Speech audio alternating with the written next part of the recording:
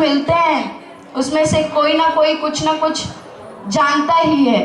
तो उन्होंने बोला नहीं नहीं, इसे नहीं, उसे नहीं। इस तरह ढूंढते ढूंढते ढूंढते ढूंढते वे एक दिन जंगल के पास पहुंच गए। वहां एक आदमी डाल काट रहा था, और डाल को कैसा काट रहा है, जिस तरफ बैठा है उसी की तरफ से काट रहा है कि डाल गिरे तो साथ में वो भी गिर जाए। अब पंडितों ने कहा कि ये महामूढ़ लगता है, इसे जब इतना होश नहीं कि डाल काटेगा तो डाल के साथ खुद गिरेगा, चोट लगेगी, इसे पकड़ना चाहिए। पहले तो चिल्लाकर पूछा कि भाई तू क्या करता है, डाल काट रहा है तो खुद गिर जाएगा। बोला तो क्या हुआ, मैं सदा से ऐसे करता हूं, ऐसे ही काटता आया हूं, अगर काटूंगा नहीं इस तरह तो फिर उतरना नहीं पड़ेगा पेड़ से, ऐसे तो मैं खुद ही नीचे गिर जाऊंगा। तो पंडितों ने बोला सही है, इसको पकड़ लो। अब उसको समझाया कि तुम्हारी शादी हम बहुत बड़ी राजकुमारी से करा देंगे, तुम्हें करना क्या है, शांत रहना है, कुछ बोलना नहीं है। तो उसने कहा ठीक है भाई। जब वो गया अंदर तो राजकुमारी को बताया कि हम बहुत बड़े आचार्य को लेकर आए जो सब कुछ जानता है, सारे वेद, सारे शास्त्र सब उसे आते हैं, बस एक बात है कि उनका व्रत है, वो बोलते नहीं हैं। तो विद्योत्तमा ने कहा कोई बात नहीं, अगर मैं हारूंगी तो शादी कर लूंगी। तो उसको बिठाया गया शास्त्रार्थ के लिए। अब शास्त्रार्थ के लिए जब बिठाया गया तो विद्योत्तमा ने बोला कि चलो मूक शास्त्र होगा, हाथों हाथों से बताएंगे। तो विद्योत्तमा ने ऐसे एक उंगली दिखाई, तो एक उंगली दिखाई तो उसका अर्थ था एको ब्रह्म द्वितीयो नास्ति, एक ब्रह्म होता है दूसरा नहीं होता। तो विद्योत्तमा ने जब एक उंगली दिखाई तो उस आदमी को, कालिदास को लगा कि ये कह रही है तेरी एक आंख फोड़ दूंगी। तो उसने दो उंगली दिखाई कि तू मेरी एक फोड़ेगी, मैं तेरी दोनों फोड़ दूंगा। तो वो बोली ये क्या हुआ, इसका अर्थ जो इसने दिखाया। तो पंडितों ने बोला द्वा सुपर्णा सयुजा सखाया समानम वृक्षम परिखस्व जाते तयोरन्या पिप्पलम स्वादधन्या अस्नन्या विचाकसीति। अरे तू बोलती है एक ब्रह्म होता है, पर आत्मा भी तो होती है, तो दो होते हैं, ये इसका अर्थ है। तो विद्योत्तमा कहती सही बात है। फिर विद्योत्तमा ने ऐसे 5 दिखाया, क्षिति जल पावक गगन समीरा और पंच रचित यह अधम शरीरा। ये उसने कहा तो उसको लगा बोल रही थप्पड़ मारेगी। तो कालिदास ने सोचा कि ये थप्पड़ मारेगी, मैं इसे घूंसा मार दूंगा। तो उसने घूंसा दिखा दिया। तो घूंसा दिखाया तो उसने कहा कि भाई ये क्या है, अब इसका क्या अर्थ है। तो पंडितों ने कहा कि तुमने कहा कि 5 तत्वों से ये शरीर बनता है, पर अंत में बनता तो एक शरीर है ना, पांचों मिल जाते, मिल करके बनता है, ये इसका अर्थ है। तो विद्योत्तमा ने सोचा कि ये सच में बड़ा ज्ञानी आदमी है, और विद्योत्तमा ने उसके साथ शादी कर ली। अब पंडित मन ही मन मुस्कुरा रहे हैं कि हमने इसकी शादी इस मूढ़ आदमी से कर दी, इसने हमें हराया था, हमने बदला ले लिया, हो गया काम, जय श्री राम। तो शादी करवा दी। अब इस शादी के बाद ऊपर छत में एक दिन विद्योत्तमा और कालिदास बैठे थे। कालिदास को समझाया गया था कि जितने दिन हो सके उतने दिन मूक रहना, कुछ बोलना मत, ऐसा दिखाना कि मैं मौनी बाबा हूं। तो उसने वैसा किया था।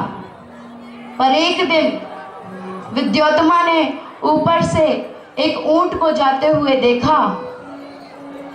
ऊंट जाते हुए देखा तो विद्योत्तमा ने कहा, देखो कितना सुंदर उष्ट्र है। ये सुनकर कालिदास बोले, हाँ दिख रहा है, उष्ट्र जा रहा है। ये सुनते ही विद्योत्तमा चकित रह गई। उसने पूछा, क्या कहा, क्या कहा, क्या जा रहा है? उसने बोला, तुमने क्या कहा? मैंने बोला उष्ट्र। हाँ वही उष्ट्र। तो वो संस्कृत का उच्चारण ढंग से कर नहीं पा रहा था। वो समझ गई कि ये अनपढ़ गवार है। उसने व्याकरण पूछा तो वो कुछ ना जाने, कखा गघा तक उसको आता नहीं था।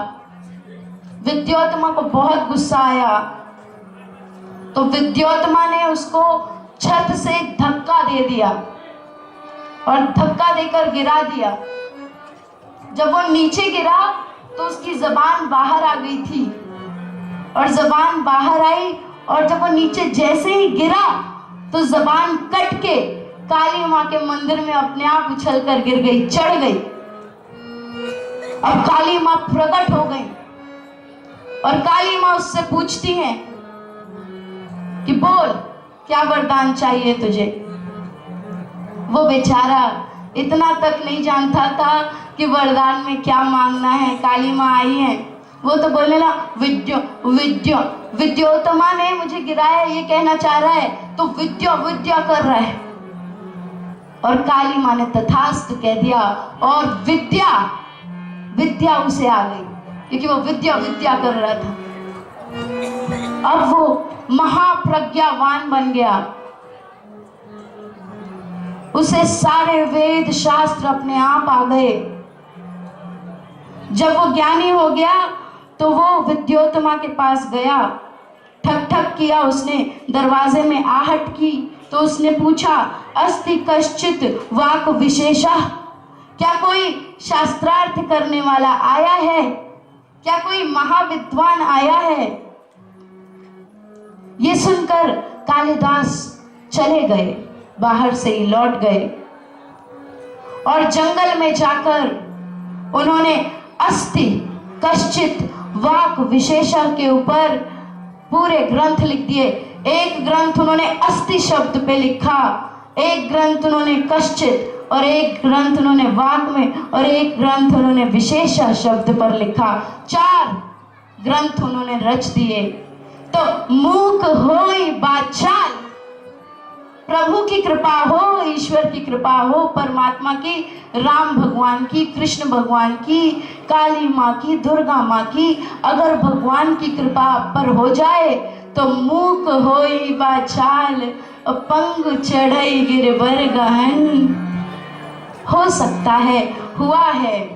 फिर गोस्वामी तुलसीदास जी महाराज कहते हैं, बंदा गुरु पद पद्म परागा, बंदा गुरु पद पद्म परागा, सुरुचि सुभाष सरस अनुरागा, सुरुच सुभाष सरस अनुरागा, अमीर मोरे मरे चूरन चारू, समना सकल भव तुझी परिवारू। मैं गुरु के पद को, गुरु के चरण कमलों की रज को वंदना करता हूँ, उसकी मैं वंदना करता हूँ। गुरु का महात्म्य उन्होंने सबसे पहले उठाया है। गुरु के बिना हमारे दुनिया में कुछ भी संभव नहीं है। हमारे धर्म ने गुरु को सबसे ऊंचा दर्जा दिया है। अब देखिए ना, अगर कोई संकल्प करे तो क्या इस तरह से इतने करोड़ों शिवलिंगों का निर्माण हो सकता है? पर आदरणीय परम पूज्य दत्ता जी की छत्र छाया में हम करोड़ों करोड़ों शिवलिंगों का निर्माण कर लेते हैं। तो जब ऐसा होता है, ये केवल गुरु की ही कृपा से हो सकता है। एक बार बुद्ध चले जा रहे थे अंगुली माल का एक डाकू था, वो लोगों की अंगुली काट लेता था, उंगलियां। तो एक बार उसने बुद्ध के रास्ते को रोक लिया। बुद्ध पे वो हमला करे इससे पहले बुद्ध का शांत स्वरूप देखकर उसका हाथ अपने आप रुक गया। बुद्ध ने पूछा कि तुम ये सब क्यों करते हो? तो उसने बोला, ये मेरी रोजी रोटी है, मैं ऐसे ही करता हूँ, क्या बताऊं क्यों करता हूँ। बुद्ध ने कहा कि एक काम करो, मरने से पहले मेरी आखिरी इच्छा सुनो, मरने वाले की आखिरी इच्छा सदा सुननी चाहिए। तो उसने बोला, बताओ क्या है इच्छा? तो उसने कहा, जाओ जरा एक डाल काट कर ले आओ, पेड़ से अलग करके काट कर मुझे दिखाओ। तो वो भागता भागता गया और डाल काट कर बुद्ध के पास ले आया। अब बुद्ध ने पूछा कि ये तुम काट के लाए हो? उसने बोला, हाँ। तो जाओ इसे वापस जाके जोड़ दो। अब उसके होश का ठिकाना न रहा, उसके पैरों तले से जमीन खिसक गई, क्योंकि काटने का काम उसने उम्र भर किया था। आज एक सद्गुरु मिला है, एक गुरु मिला है जो बोल रहे जाओ जोड़ कर आओ, और वो बता रहे हैं कि तुम काट लोगे पर कभी जोड़ ना सकोगे, और जिस चीज को तुम जोड़ ना सको उसको काटने का भी अधिकार तुम्हारा नहीं है। ये वाक्य जब गुरु के मुख से सुने उसने, तो बुद्ध के चरणों में गिर पड़ा, रोने लगा और कहने लगा, मेरी तो पूरी जिंदगी इसी में बीत गई थी, उंगलियां काटते, लूटते, मारते, अब मैं क्या करूं, कैसे करूं? तो सद्गुरु बन गए उस वक्त गौतम बुद्ध, और उन्होंने कहा, फिर मत कहना कुछ कर न सके। ये पथिक जी महाराज का बहुत ही सुंदर पद है जो गौतम बुद्ध अभी अंगुलीमाल को समझा रहे हैं।